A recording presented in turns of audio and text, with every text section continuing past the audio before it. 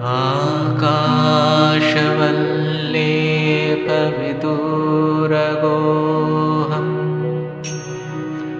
आदित्यवद् भास्यविलक्षणोऽहम् स्वराज्य साम्राज्य विभूतिरेषा भवत्कृपा श्रीमहिमप्रसादात् प्राप्ता मया श्रीगुरवे महात्मने नमो नमस्तेस्तु पुनर्नमोस्तु नमो नमस्तेस्तु पुनर्नमोस्तु नमो नमस्तेस्तु पुनर्नमोस्तु नमस्तस्मै सदैकस्मै कस्मै चिन्महसे नमः यदेतद्विश्वरूपेण राजते गुरुराजते यदेतद्विश्वरूपेण राजते गुरुराजते हरि ओम। See, generally we say that the Bhagavad Gita is a revolutionary presentation of spirituality. But in fact, the Upanishads by themselves is a great revolutionary presentation. Why? Because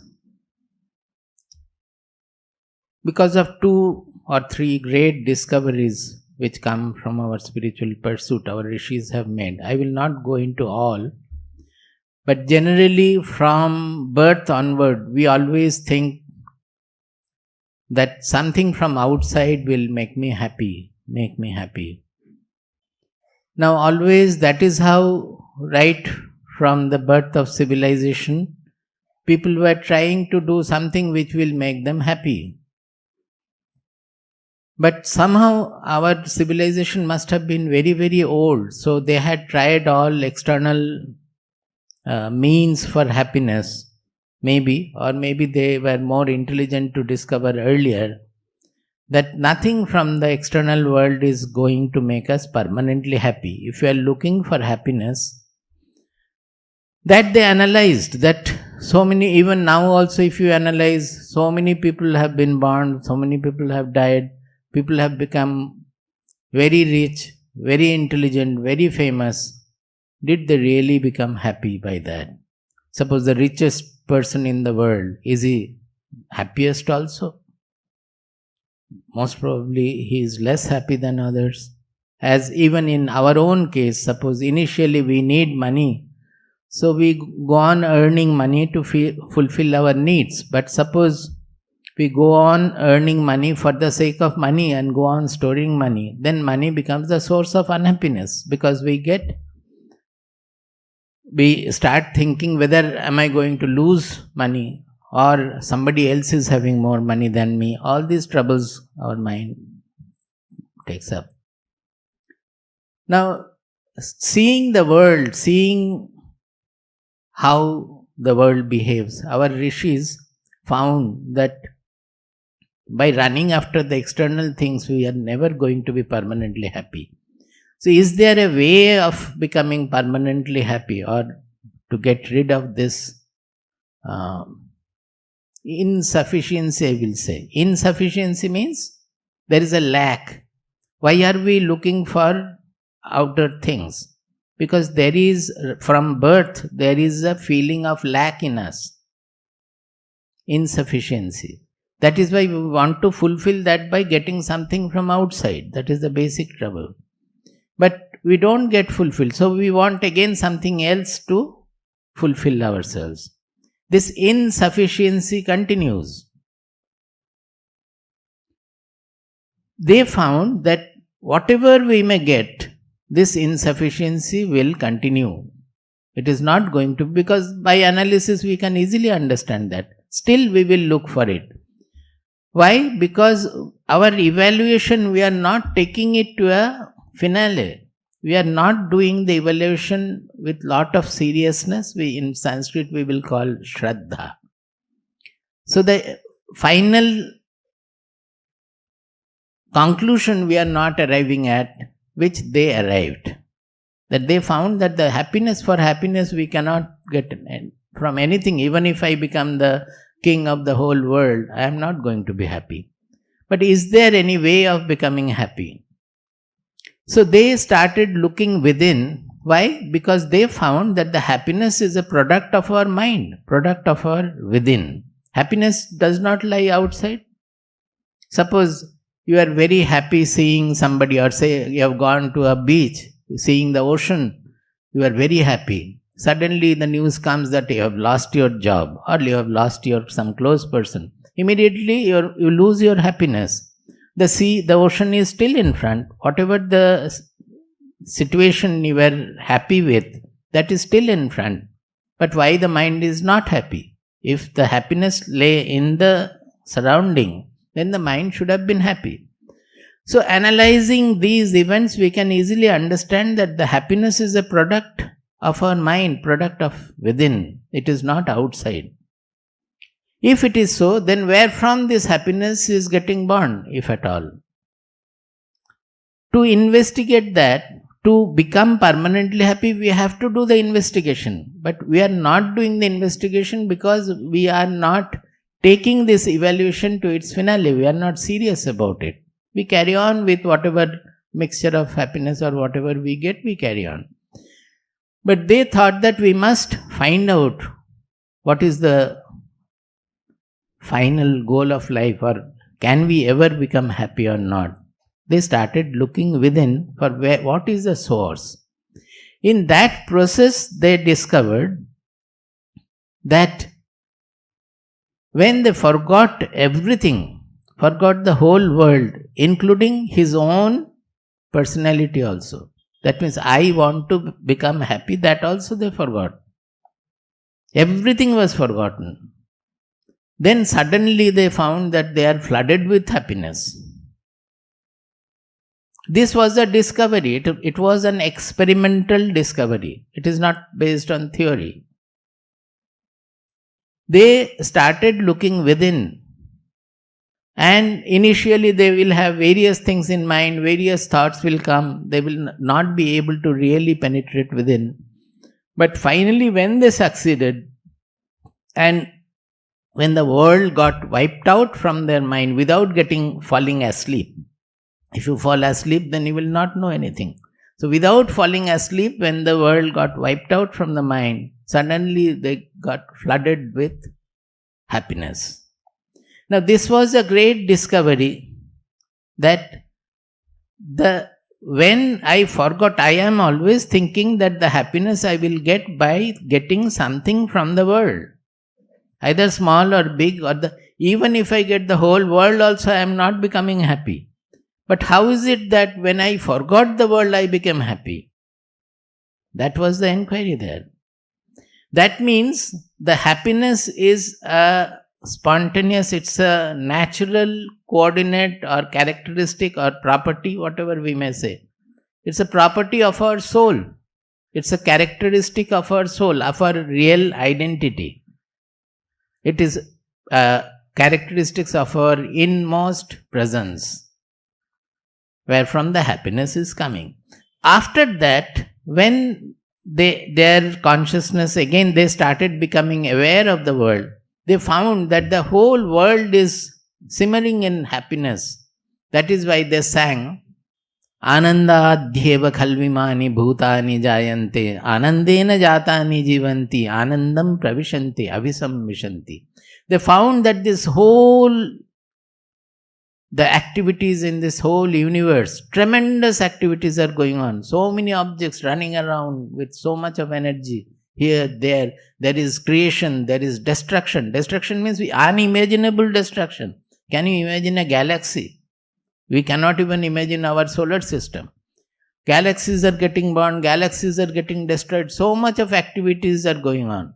But they are all born of Ananda. They are sustained by Ananda. When they get destroyed in Ananda. They get dissolved in Ananda. This is what the shloka says. There are many such mantras like that. It is from Taittiriya Upanishad. The Upanishads are full of such statements, where whatever they found experimentally, they have recorded. So we have often a misconception that the Upanishads, they represent a philosophy. It is not a philosophy. Philosophy is a construct of our mind. That is, we think about the world, and according to my thinking, we form a theory of reality or truth or about the world, creation, etc. These are philosophies when it is a mental construct. When it is a perception, then it is an experimental finding. We cannot call it theory or a philosophy. So Upanishads are actually a record of their experimental finding. Generally in science, we do experiment with the external objects and we record whatever we find. Then we form the theory which to explain whatever we have found in experiment. The theories can go on changing, as we find in case of Newton's theory, Einstein's theory and further theories, etc. But the experimental results remain. So here also, later on to explain, we have various theories, various models of truth and all. But as far as the Upanishads are concerned, they are the record of the experimental finding of them.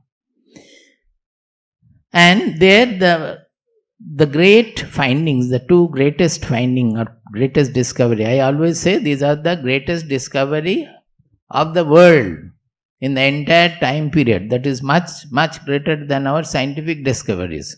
Why? Because by this discovery, two things happen. That personally a person becomes fulfilled. We look for fulfillment. Anything we do to become joyous or become fulfilled. So he becomes fulfilled. Another is that our intelligence also becomes satisfied, because the intelligence is always inquiring about truth. That inquiry also stops. It gets fulfilled. Not only that, it is great because of another thing, that there lies the solution for the society also. Why there is so much of strife in the society? If we look into it, we will find that it is basically because of our selfishness, our competition, jealousy, blaming tendencies. It is interpersonal differences. They grow when it becomes a statistically a big entity like a country or so, then the countries start fighting. So it is basically our personal animosity, which comes from a small identity. That is, we think that my I is limited by the body-mind personality. That is what I am. And naturally, I run after things, I run away from things, I compare with others, I compete with others, I become jealous of others, I become enemy of others. All these things lead to all the strife we find in the society. Now, in this case, they discovered that the I we are thinking I am generally, it is a fictitious posited I. Posited, do you understand? वो बना हुआ I है. Fictitious means वो सच नहीं है, भ्रांत है. The I generally we are referring to, it is constituting of the impression about our various activities, my look, my mind, my various tendencies, etc. With that, we have created an image of our own identity. As far as ego is concerned, we call it ego, but truly speaking, there are two kinds of ego. We should call it ahankara, egotism, but we generally refer to as ego. The ego as a hub of our personality, that is essential for our functioning. There is nothing wrong in that. Without the ego, whatever we are seeing, whatever we are hearing, our past, memory, future, we will not be able to coordinate. The ego is actually coordinating all the signals from the five senses and memory, etc. And making us take a step in a certain case. That ego, there is nothing wrong. That ego will go on analyzing things and coordinating things, integrating things. There is nothing wrong. What is wrong with the ego is that with that center hub, we assume a certain image of ourselves. That I am great. That is why I don't want to accept if any defect is pointed out for me. I don't want to accept it. I generally oppose. I try to cover up my defects. I try to aggrandize my good qualities or great actions, etc. Why are we doing it? It is not truthful. Suppose I should be able to see as I am. I should be able to see others also as they are. Actually, the whole spiritual sadhana is to give us that freedom or that level where we can see the world as it is and see ourselves also as we are. That we are not able to see because of this fictitious ego. That we have a bias in our vision, we have a partiality in our vision, which we call always me and mine. Mamatva we call in Sanskrit. That is, if it is my son, then I will try to defend his bad tendencies also. If it is other son, we will say that my son has got corrupted or polluted by the other son, has become bad by the company of the other son. Other child. So there is a partiality in our judgment, in our vision. That the same thing, when it grows, it finally becomes a country. As a country also we become partial. That we always think of our gain and not the neighbors. So this selfishness or constricted identity, the constricted vision, it creates all the strife in the society. Now in their looking within, they finally discovered, first initially it is looking within, because I am thinking that the I that I am thinking of is coming from within. So we start looking within, without rather than focusing outward, we focus inward. And when we finally reach that stage where there is nothing different from the I, then there is no outside, no inside. That I on the consciousness in us or the Atma in us, that I, in that the whole universe appears to be.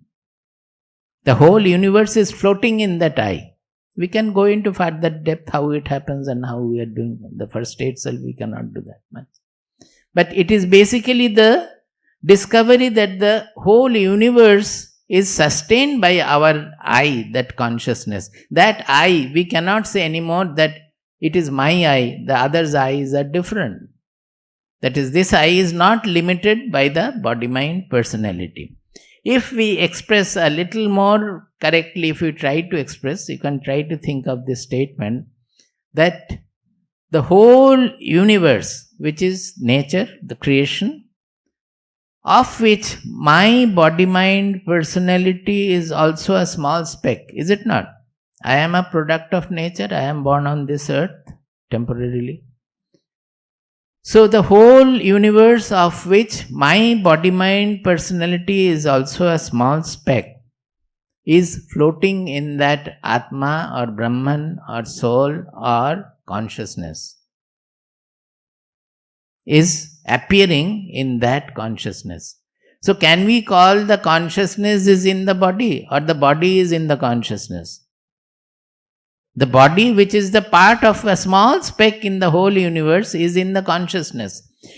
But when we start looking at this I, this concept does not easily come to us because we are habituated with thinking of that I limited by the body-mind personality.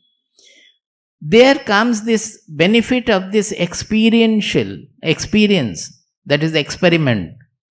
That once we have that experience, where the whole world is wiped off and that I only remains, and from there when again we come up, the world appears in that consciousness, that experience becomes very important. for the understanding and removal of the misconception in a complete manner, wholesome manner. Now, this was the discovery of the Upanishadic Rishis, and that was being pursued in our country for many, many thousands of years. It is prehistoric, so we cannot say how many thousands of years. Much later, about 5,000 and odd years back, Mahabharata war took place, which became the occasion for reinterpreting the Upanishads and giving it in the form of the Bhagavad Gita, which is very, very recent, only 5,500 years, but still it is prehistoric. But the Upanishadic knowledge was very much pursued in our country. But as I said, that to have that experimental realization, one has to go within. And all of you who have tried to do meditation or tried to meditate, you know how difficult it becomes, because the mind constantly brings in thoughts of the world and we are not able to leave all that and get absorbed or dissolved in our own self. That becomes difficult. So what happened is that people thought that for that one has to leave the world and completely get immersed in this pursuit. So they started leaving all the worldly activities and went to the cave or went to the ashram or whatever, mostly perhaps olden days caves or forest or so. And there they pursued the goal. Some succeeded, some did not succeed, whatever.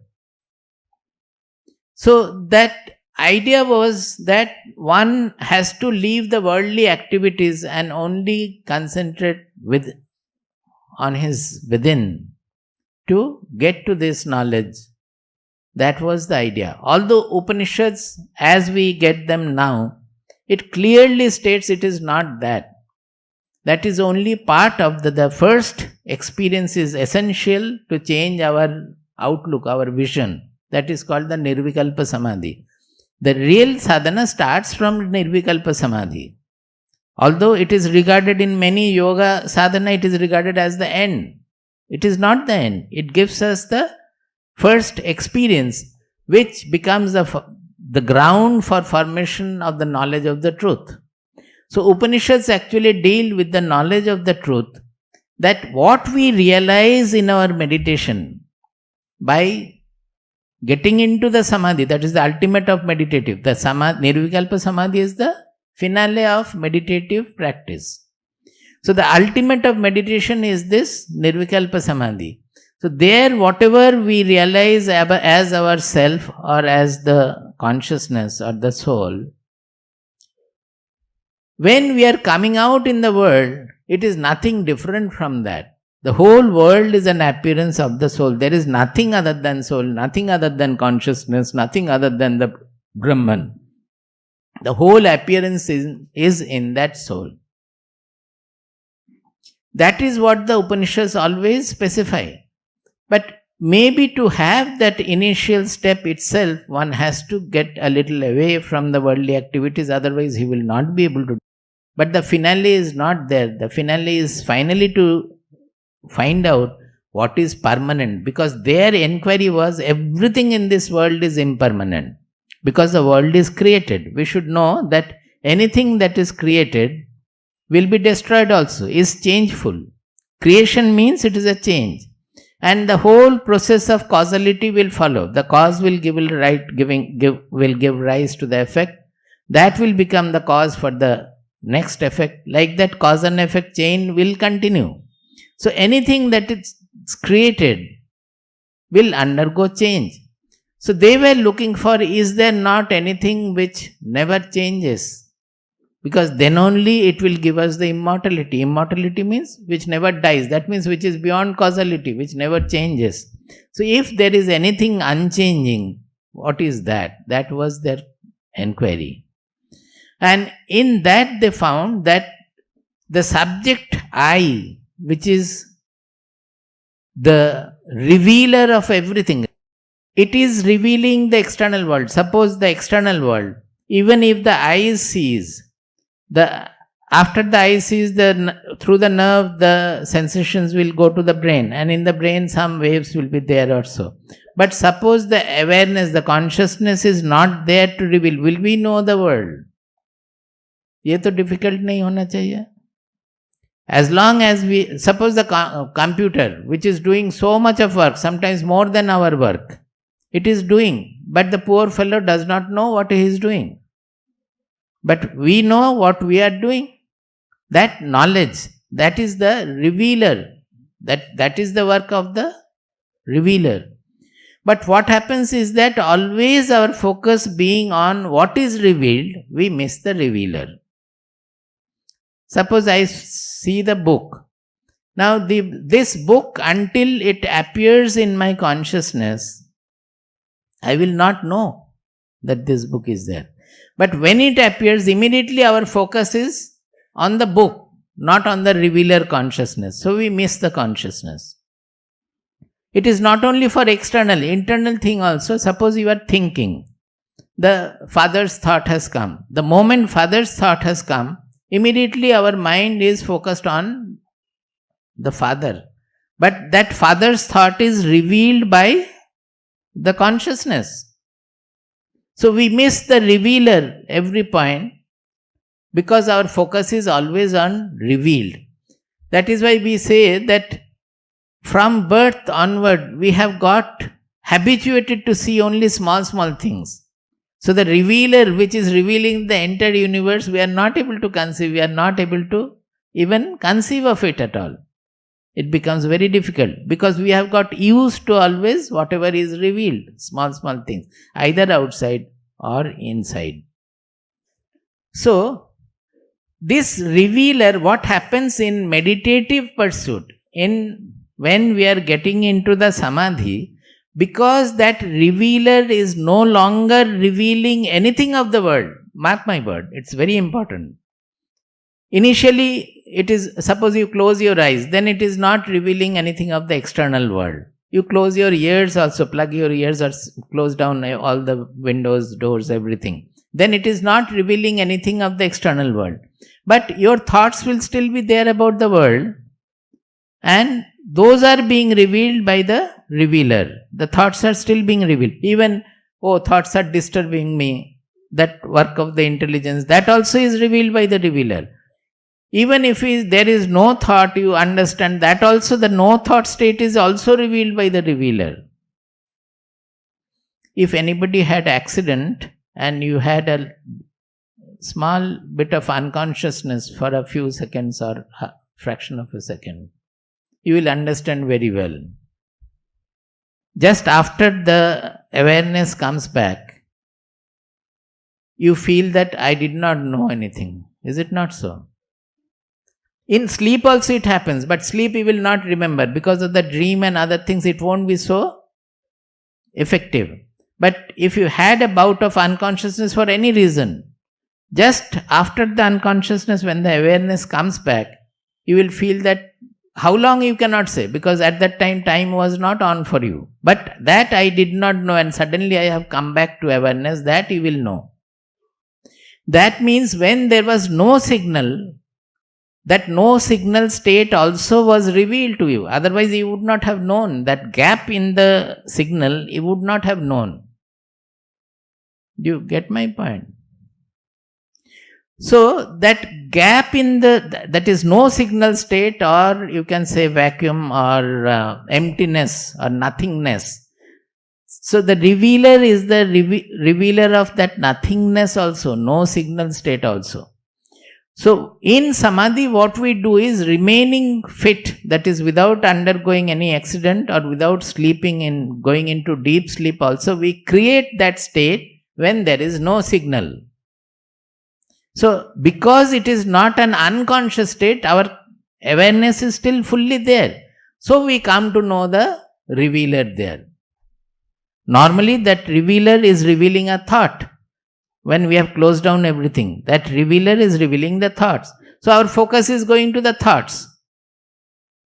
So when there is no thought to be revealed, no external things to be revealed, then the revealer remains free. It is not getting engaged in anything. Is my language understandable? Nothing will get revealed. So, we come to know what is the revealer.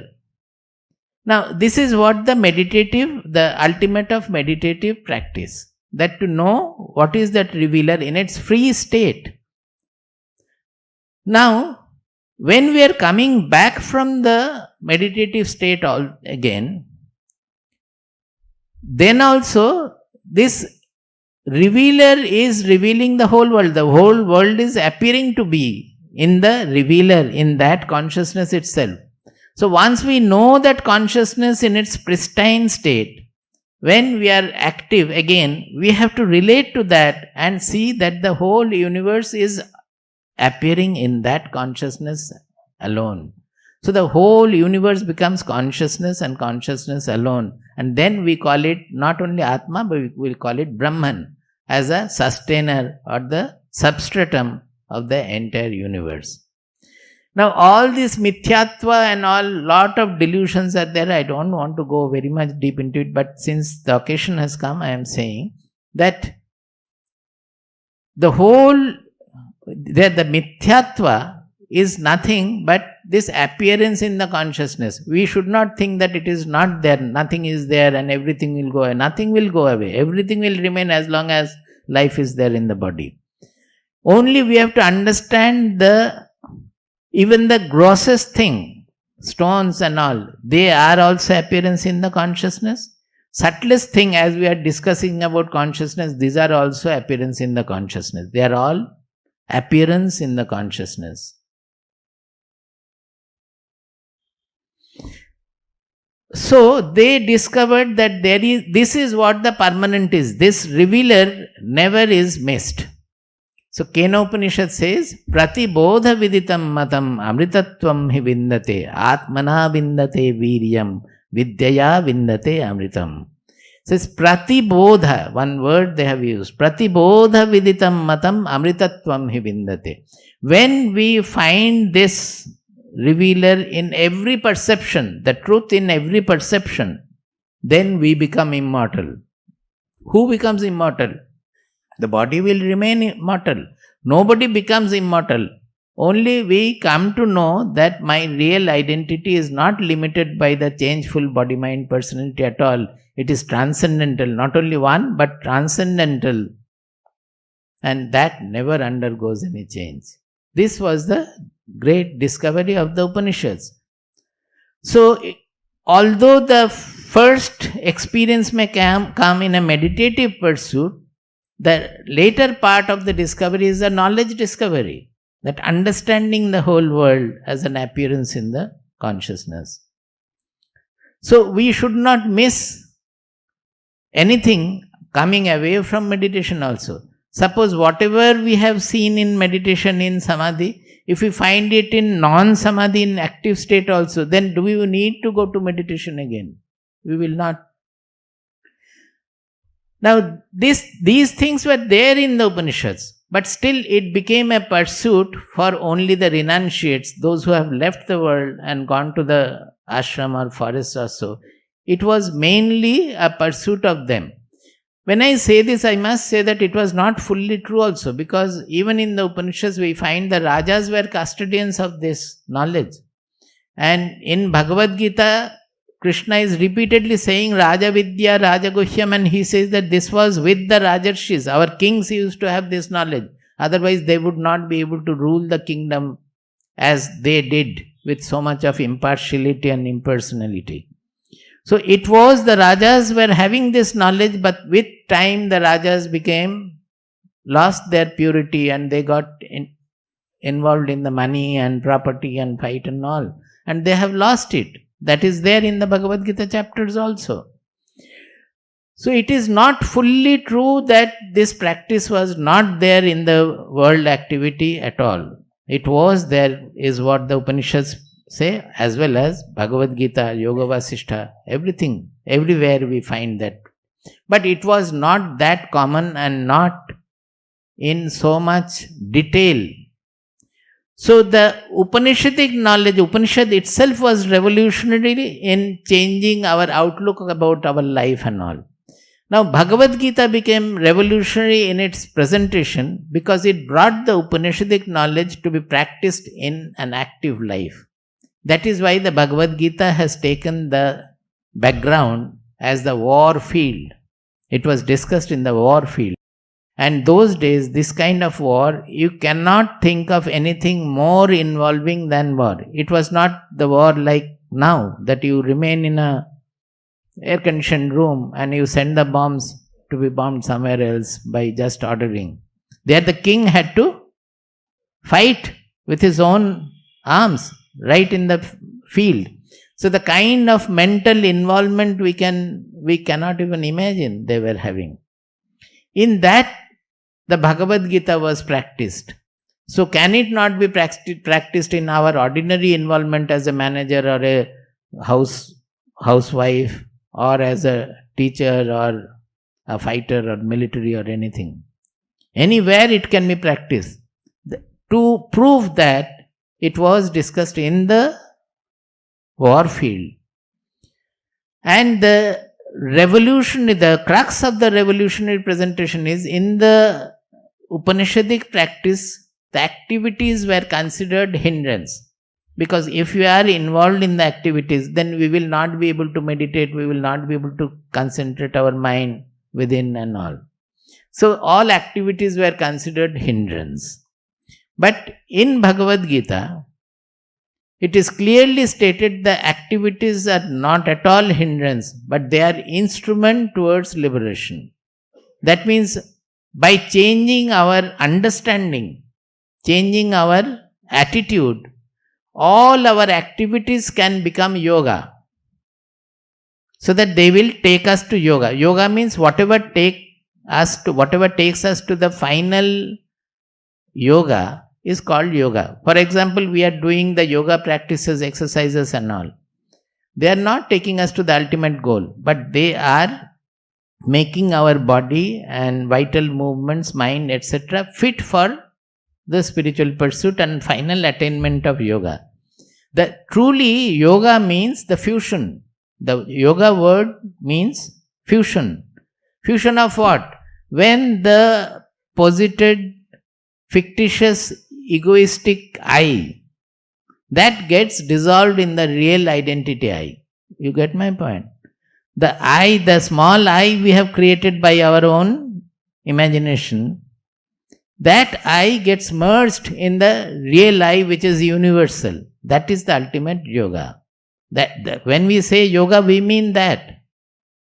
But anything pursued to attain this final fusion is also called yoga.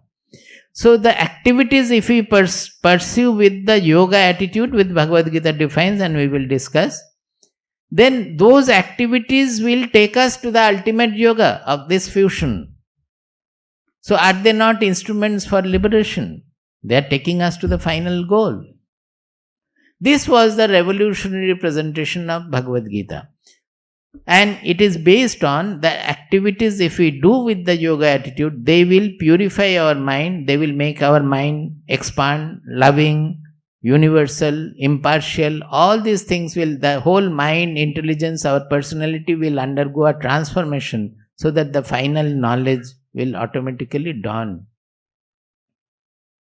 So, suppose a person who has these impurities, he keeps away from activity, then just by meditation it will not happen. The mind will not become purified by that, and he will not be able to meditate also. So activities we should not discount. We should welcome all activities, considering them to be an opportunity for undertaking the yoga practice by purifying our mind. Any activity is an occasion for purifying our mind, removing the impurities. Suppose even in the ashram also, there will be some difference of opinion, some quarrels also. Many things will be there. But we should not think that, in the ashram also it is there. Then what is the point in having an ashram? Ashrams are meant for that. If in your house where all are family members also you have difference of opinion and quarrel, in an ashram where everybody has come from different background, different education, different economic condition, different culture, different language. Will there not be differences? It is meant for that. And those differences are occasions to purify the mind. That in spite of the differences, in spite of that also, we will not grow any hatred or intolerance or anything. So the mind will remain placid in spite of all the differences. So activities are never to be shunned, but activities are to be welcomed and to be made into a process of yoga, an instrument made into instruments for yoga. That is the speciality of Bhagavad Gita. For that, Bhagavad Gita gives various keys. Many keys are given. Key means chavi. That what are the pursuits for that? How do we go about it, etc. Of that, in the 14th chapter, the discussion is threadbare on personality. So, we generally, for sadhana, we discuss this. Not only 14th chapter, it is always read with combination of the 18th chapter and 17th chapter. You know that the three gunas, sattva, rajas and tamas. This 14th chapter is called Gunatraya Vibhaga Yoga. It is through the understanding of the three gunas that we will try to attain yoga.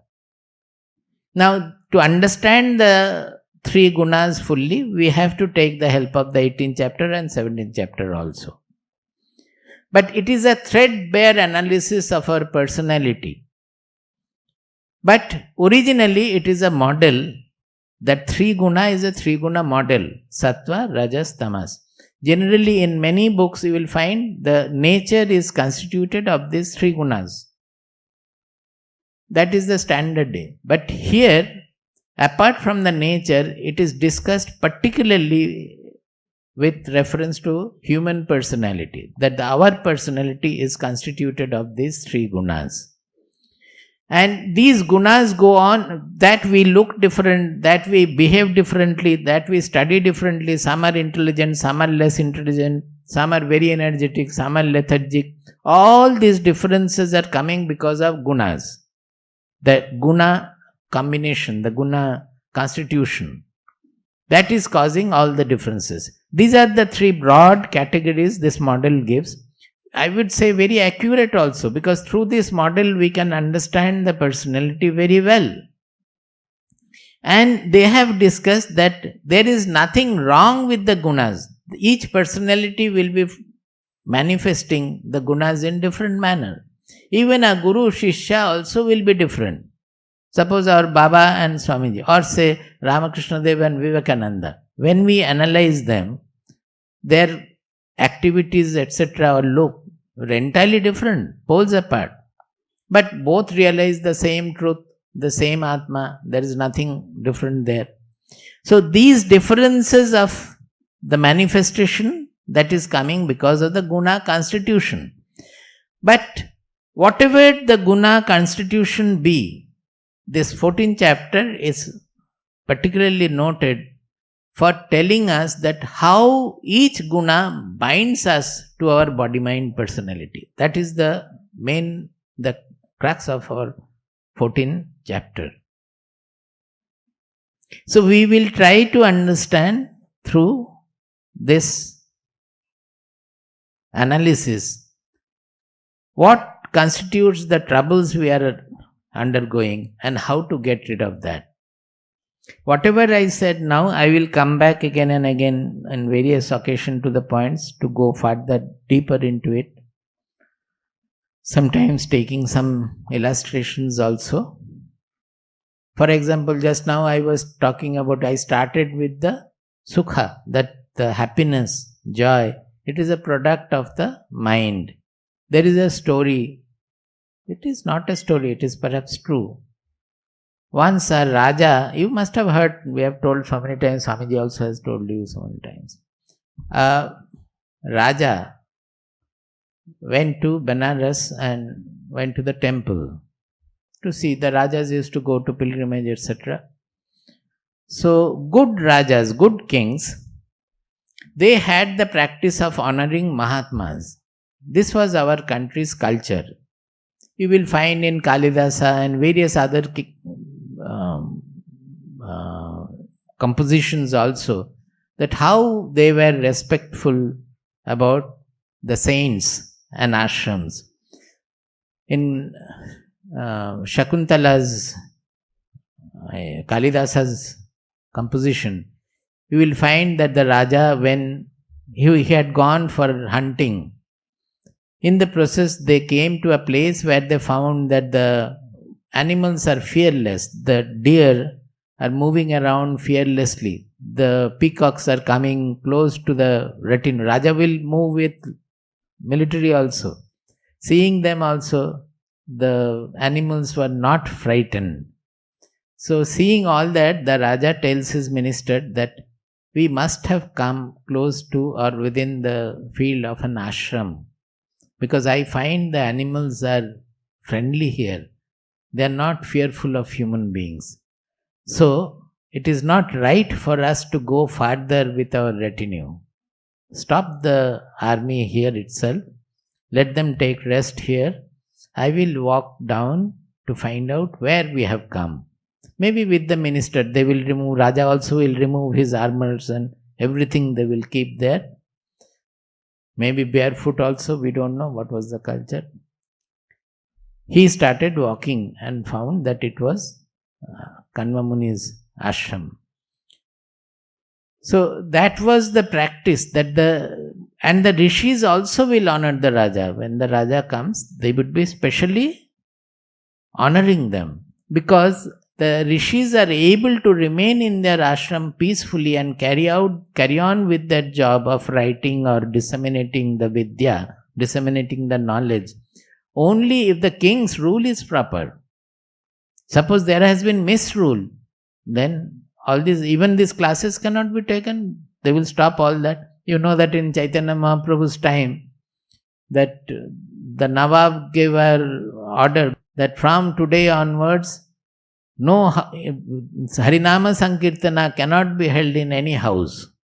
You don't know about it? Chaitanya Mahaprabhu's, I am diverting from it. I will come back again next day. Chaitanya Mahaprabhu's, during his time, he was a great Vedantin and great Upanishadic knower also. But for the society, he took to a practice which will be moving the society. So he took to Harinama Sankirtana to arouse the society. And even that time also, the caste system had become a little bane. That is, they forgot the real meaning of Varna and started having a clash with the intercaste. That is, the higher caste started neglecting or degrading the lower caste, etc. The caste system in Bengal became very strong at that time. And now it is less because of Chaitanya Mahaprabhu's movement. We should know that. It was in 1550s, 60s, around that period.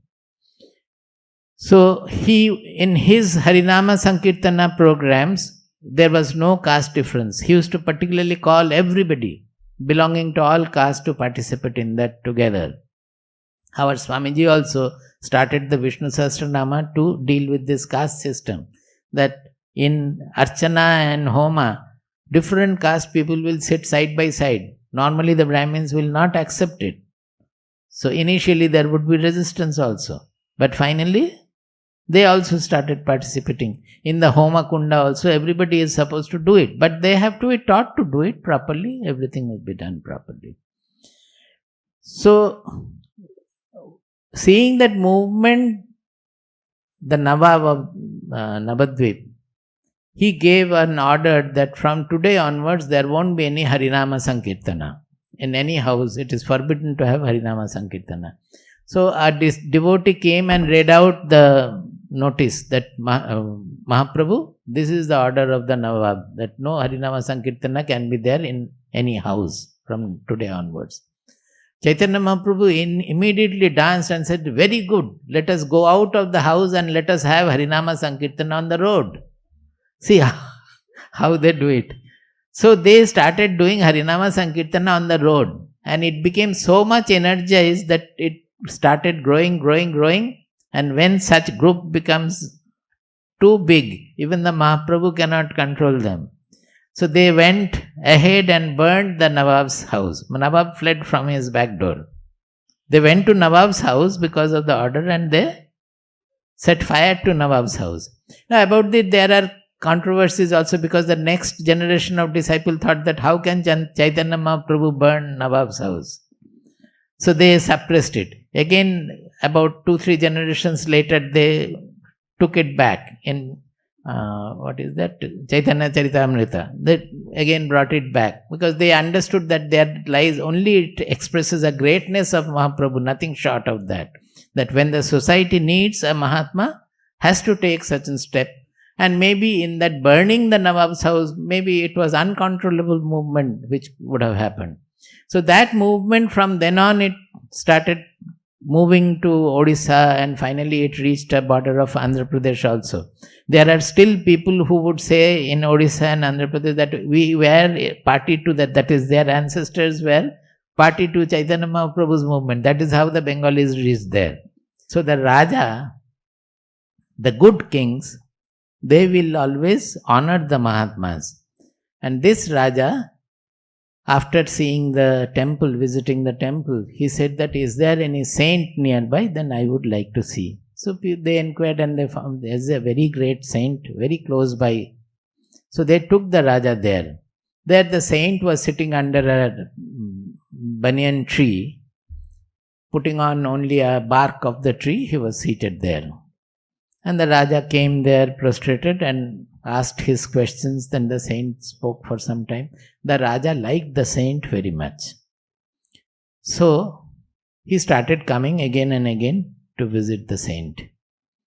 Finally, the love bond that grew, and he wanted to take initiation. That, please show me the path, initiate me on this path. So he became a disciple of that saint.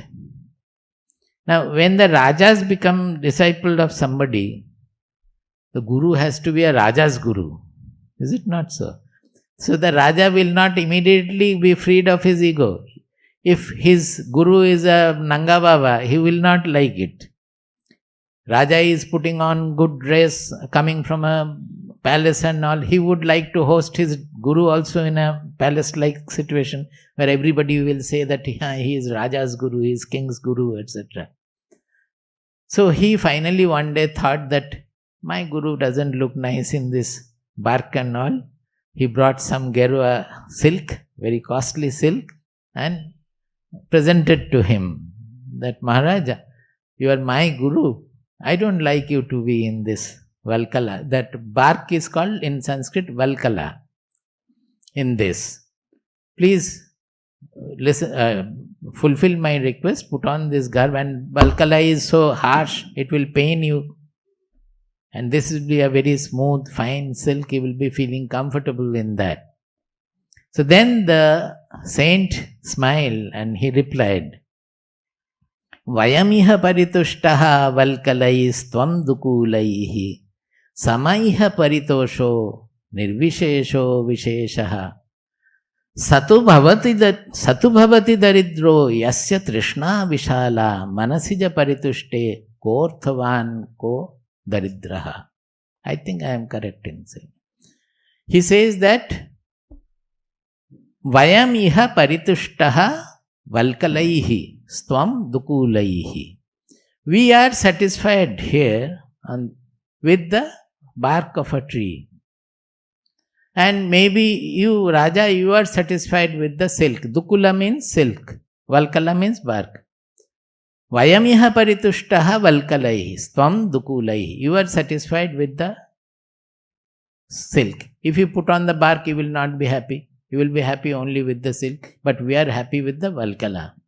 Sama iha paritosho nirvishesho visheshaha. This is a very important line. That the paritosha, the contentment or the peace, the contentment, satisfaction, there is no difference that whether you are getting the satisfaction by putting on bark or putting on silk.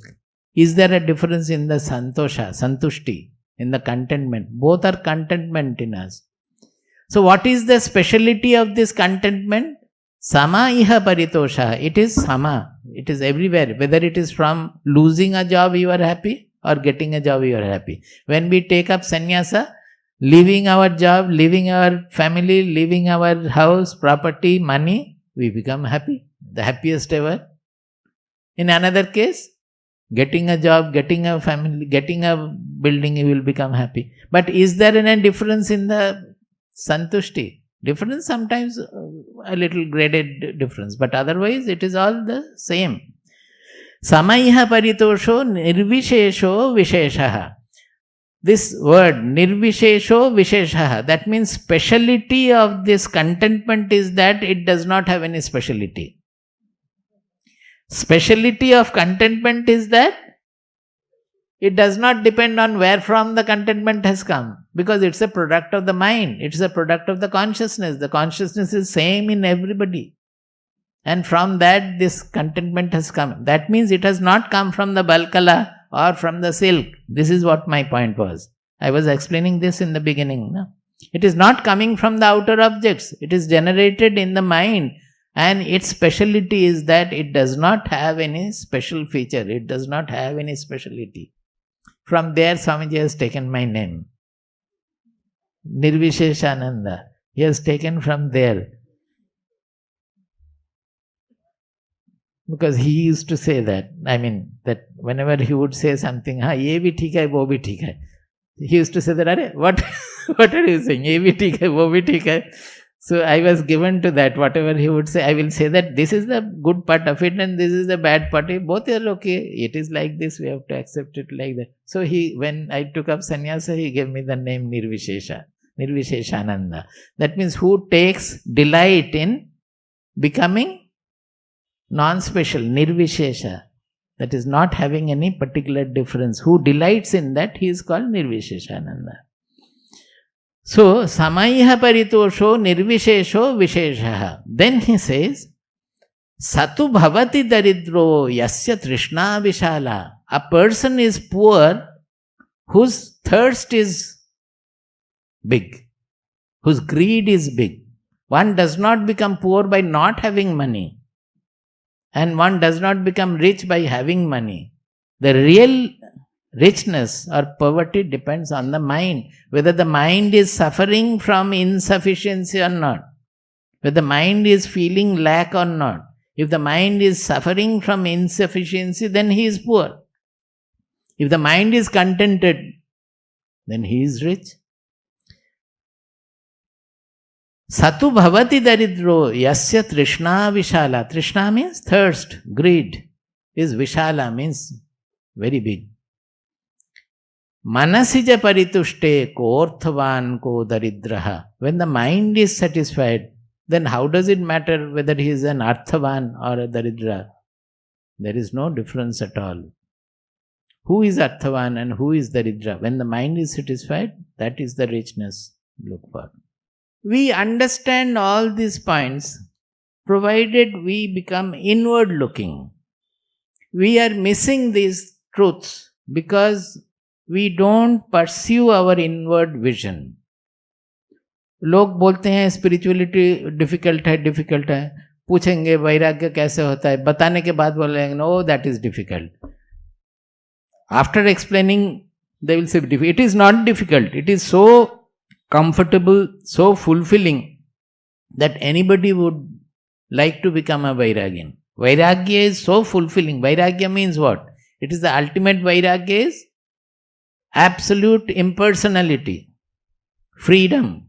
The real Vairagyan is our soul, which does not get affected by anything, does not get touched. It is more than the sky or the space. Space also is having lot of Vairagya, because even if there is an atomic explosion, the space does not get affected. Anything happening in the world, the space doesn't get affected.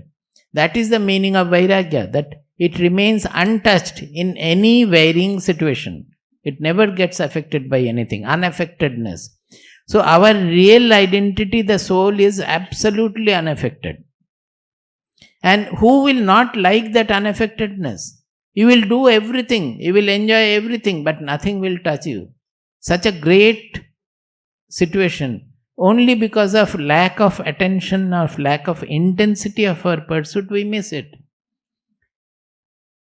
Shri Bhagavan Uvacha Shri Bhagavan Uvacha Param Bhuyah Pravakshyami Param Bhuyah Pravakshyami Jnananam Jnanamuttamam Jnananam Jnanamuttamam Param Bhuyah Pravakshyami Param Bhuyah Pravakshyami Jnananam Jnanamuttamam Jnananam Jnanamuttamam Yajñātvā munayah sarve Yajñātvā munayah sarve Param siddhimito gataha Param siddhimito gataha Idam jnanamupāśritya Idam jnanamupāśritya Mama sadharmyamāgataha Mama sadharmyamāgataha Sargepi nopajayante Sargepi nopajayante Pralayena vyathanti ca Pralayena vyathanti ca.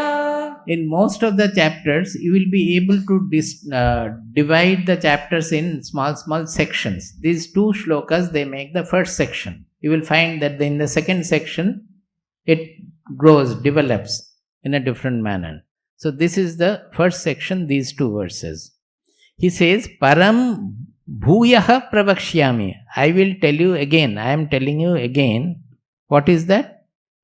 Param Jnanam, Param Uttamam Jnanam. Jnananam Param Uttamam Jnanam Pravakshyami. Jnananam means Shashti Bahuvachan. That means of all the knowledges. Param Uttamam Jnanam Pravakshyami. Of all the knowledges, which is the supreme and the best. Param Uttamam Jnanam. That knowledge I am going to tell you. I am telling you. Now, why this statement?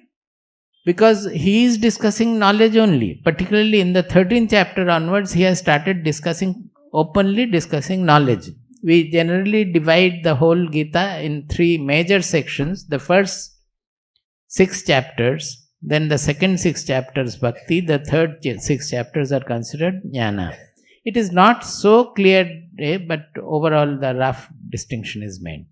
Particularly in the 13th chapter, it is absolutely, he has discussed Jnana. It is called Kshetra Kshetrajya Vibhaga Yoga. I will explain a little what is this basis. Now here he is saying that I will tell you again the best of the knowledge. Why? Because the Arjuna is not becoming fulfilled. Suppose he had become completely fulfilled by the end of 13th chapter, then further instructions were not necessary. Arjuna was still having questions, difficulties. So he is saying, now I will tell you the supreme knowledge, which is best of all other knowledges. Yad jnatva munayah sarve munayah param siddhimito gataha. By having which, that the knowledge, having known that all munis, sarve munayah, those who are munis, those who are pursuers of this knowledge, all of them attained siddhi.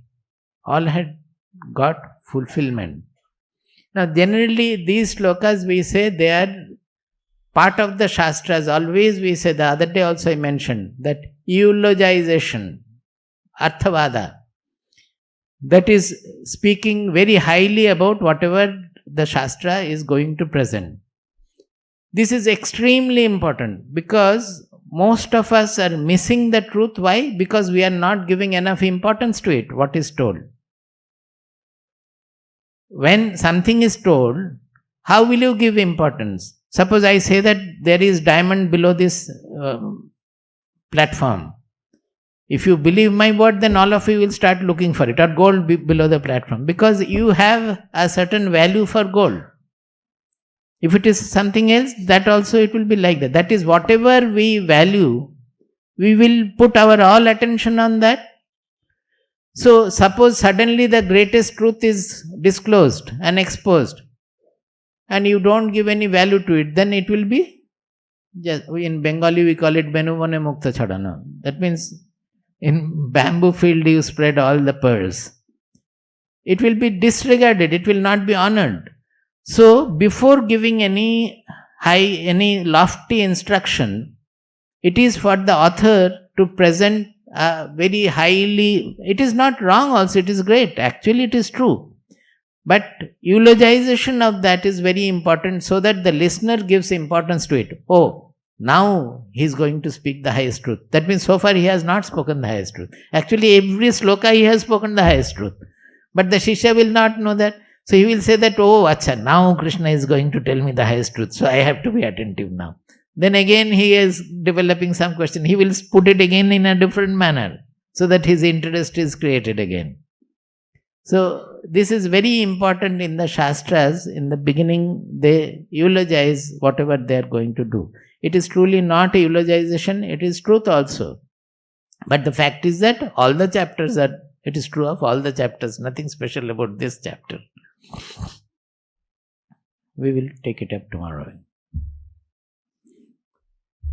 Prabuddham vimuktam vikaradihinam prasannam sada nityabodhaswarupam param nishchalam nirgunam sarvarupam bhajeham sadanusmarami pranami.